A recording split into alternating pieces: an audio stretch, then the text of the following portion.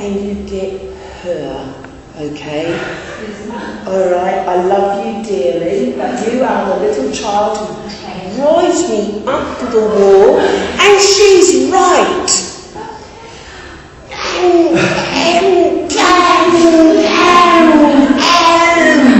And you get the little girl beside you going, Blue, say Blue, it's not Blue. Do you get them as well? Aren't they one? I mean, I love them to death. I love them, but actually it says how much the books don't reflect. Because pink is always there, but if you have girls like mine, you get pink, but it's not pink, it's...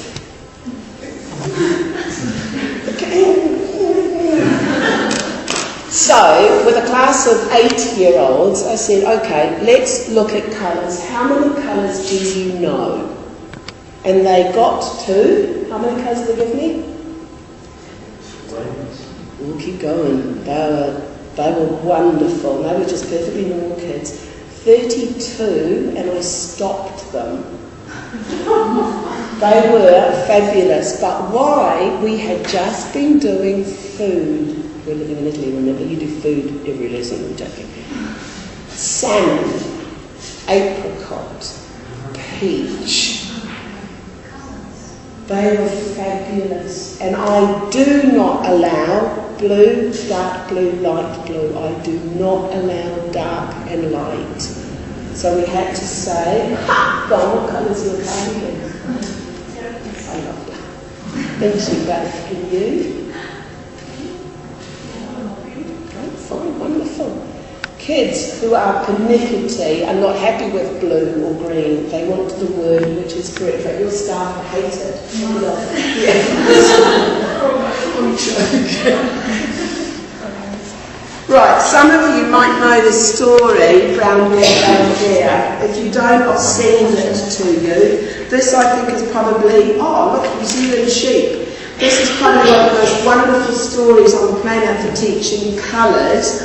Or you can use, obviously, a book, a class book. But the thing is to choose the colours that the children are wearing and come in contact with.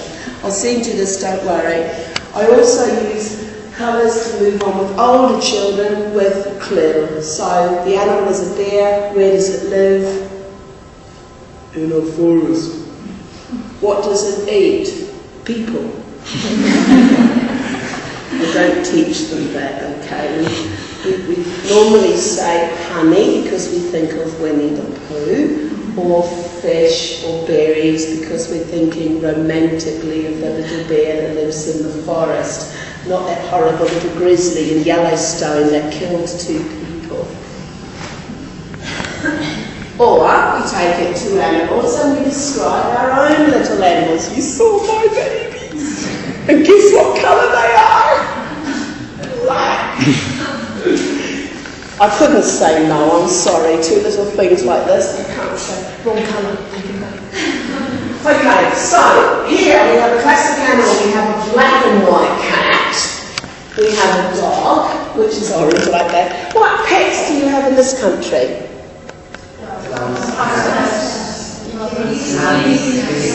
Nothing complicated?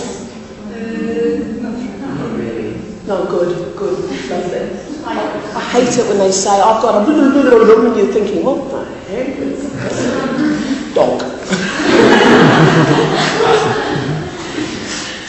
Do you have children who are like really the naturalist intelligence children? They don't say I have a dog, they say I have a terrier. Aren't they lovely? I have a terrier, and of course this kid's smiling, and everybody else in the class is going, I love them. Children love talking about their animals, that's fine. True? Movement difficulty learning? Do we do prepositions? Well, we never do prepositions with children, do we? Never. Do you know this poem? Not before 5, definitely 6 or 7-year-olds you can start doing this. Children, copy Tracy. Come on, children, copy Tracy. Next to on, next to under. next to in front, next to. Oh, hello, you can read it, all right? Hello, what is something going on? Next to up, next to down, next to be careful, out! Oh, you're lovely. All kids go. My little boys go out. Sorry. My little girls do what you do. Next to in. Don't wear lipstick when you're doing it, ladies. Boys, neither. Go away! You have to be fast with me. Stand up, children. Don't panic if you want. I'll give you my email and I'll send you the slides, okay? So don't worry about it. Serious face, we're speaking English. Opposite. Over, turn, together, through, across. You guys are great. You were more like normal kids or something. And relax. Okay, this is actually a range of exercise for helping you relax, okay? Which is good if you've got children when it rains a lot. Does it? See, Cyprus, no! Because I'm sitting there when it rains a lot and all the teachers look at me and go, yeah, right, I won't. When you have a day, because often, I know what it's like, it rains and it rains, they can't go out, you've got them inside all day, they become agitated, horrid little creatures, okay, and you still... This is a very good exercise for making them relax. Now, children have no problems doing this. They have no problems doing this. They kind of get this, but not really. When you do this, no. They... Alright, so how do we do it? 1, over, thumbs up, okay? Ding, ding, ding, ding, ding. Sound effects are mine, you don't need to. Ding, ding, ding, ding, ding, ding, ding. Oh, together. Okay? And whee! Okay? Which will stop them unless, this is what I do. Do you ever get sort of depressed, stressed out, unhappy? Don't tell them the secret, okay? Copy me. Because half the class will do it, half the class won't, and you become happy. Thanks.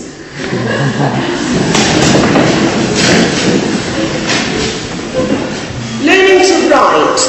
Little children sometimes write with the left, sometimes write with the right, sometimes write with the right, sometimes write with... It depends! Alright. One of the most wonderful exercises, my little children, like they're about 4 or 5, getting on to 6, we do this, which I also learned in Greece. You can't do this because this means your mother is doing something that your father's not happy about. I learned. I said to the teachers, do this. Oh no! Oh shit, I'm so sorry. Okay. You ready, children? Come on. Now you're going to feel really stupid doing this, okay? Johnny, Johnny, Johnny, Johnny, whoops, Johnny, whoops, Johnny, Johnny, Johnny, Johnny. I told you you're going to feel stupid. It is one of the best exercises for helping eye to finger coordination to help with writing in the future. No.